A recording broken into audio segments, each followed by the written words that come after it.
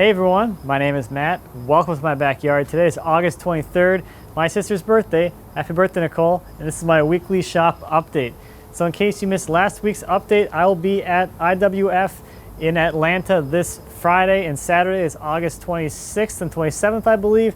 So if you're in the Atlanta area, you're gonna be at the show, find me, come say hi. And also coming up in September is Woodworking in America. I am super excited about this because I'm also a little nervous because I'm a speaker this year. I have 3 sessions that I am conducting on Friday, Saturday, and Sunday of that show. So if you're planning on going to Woodworking in America, I'll see you there as well.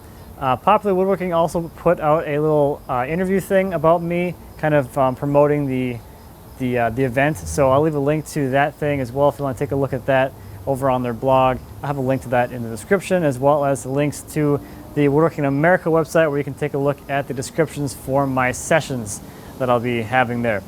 So this week I got some progress on the farmhouse table. We didn't have, well, we had a little bit of non-rainy weather, so I was able to actually get this thing really moving. So I got the whole base assembled and pegged and glued, and it just came out awesome. I got a coat of the clear penetrating epoxy sealer on there, which worked amazing. I have a lot of areas on here that were really soft and punky. I don't want to touch it, it's still tacky. But there were some soft spots throughout here, which I left on because I knew I was going to be using that sealer, and it really hardens that stuff up really nicely. And it just adds, just having those like kind of weird looking areas in there, I think this adds to the overall like rustic feel of this table, which I really, really love. I also was able to get the second coat of Epiphanes on this morning, so that is drying right now. On the table and on the tabletop and the base, I'm going to do 5 coats of Epiphanes and then 2 coats of the matte top coat, and I have 1 coat of that matte top coat on the tabletop here, this stuff. I have 1 coat of that on the underside of the tabletop, and I left a little square here just to kind of show what it looked like before the matte finish went on. And I wasn't too sure if this was going to be too flat of a look, but I really like this flat look.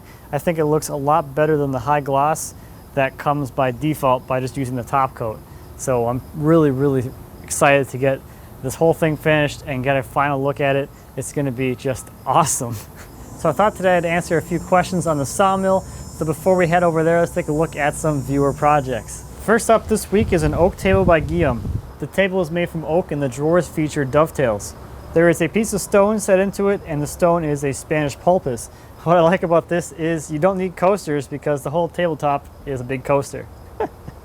Next up is a Stepstool by Brian. He made this Stepstool to replace a plastic one that his 2-year-old daughter had been using. He says this one is much sturdier, and the best part is she proudly proclaims that Daddy built it. This is an awesome Stepstool, a lot of great angles going on here, and I believe it is all hand cut. I could be wrong, but I'm pretty sure it's all hand cut. Great job, Brian. Next up are a pair of vases by Ryan. These are his 5th and 6th attempt at making a vase, and Ryan was able to get a quick how-to from Kyle Toth when he visited Kyle's shop back in March. And last this week is this table by Josh with this awesome inlay in the top. It's built out of 8-quarter hard maple, and for the inlays he used yellow heart and walnut.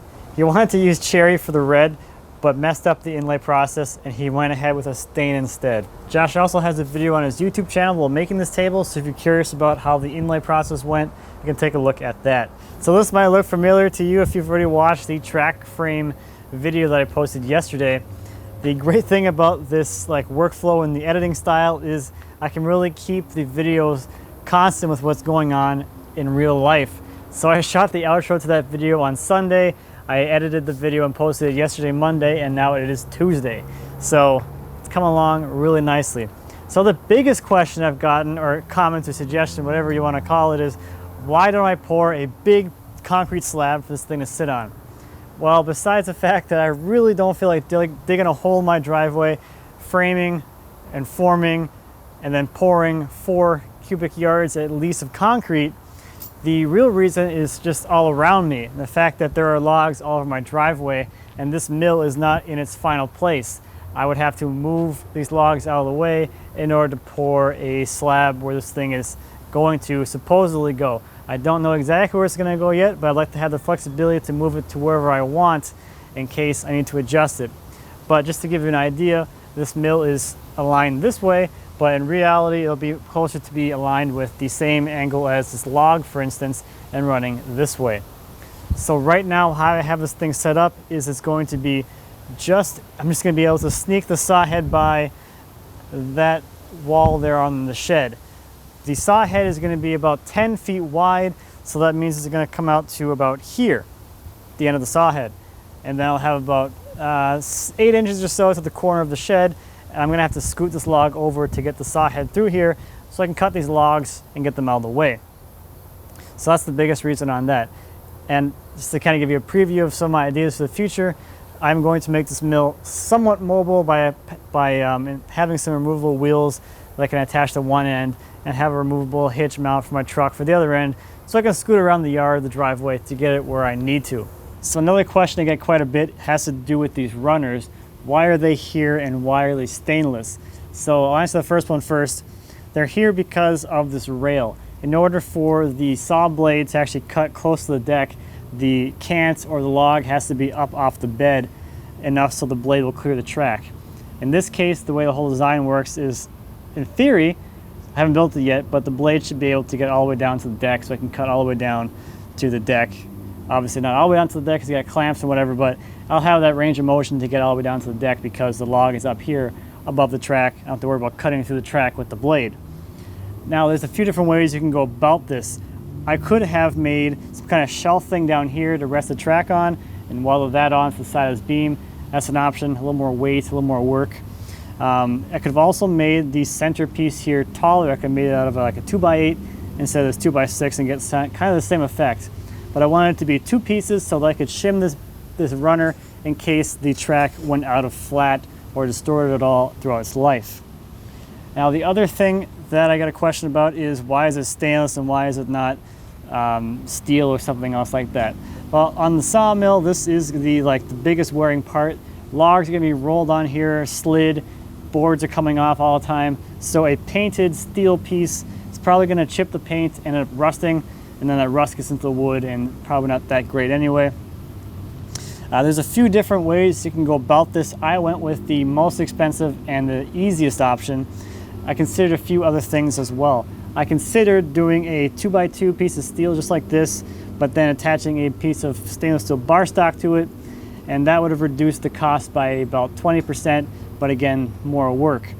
One of the ways that is traditionally done on the ones you can buy, the mills you can buy, is they take a piece of sheet metal and bend it around the tube here, and that becomes the wear point.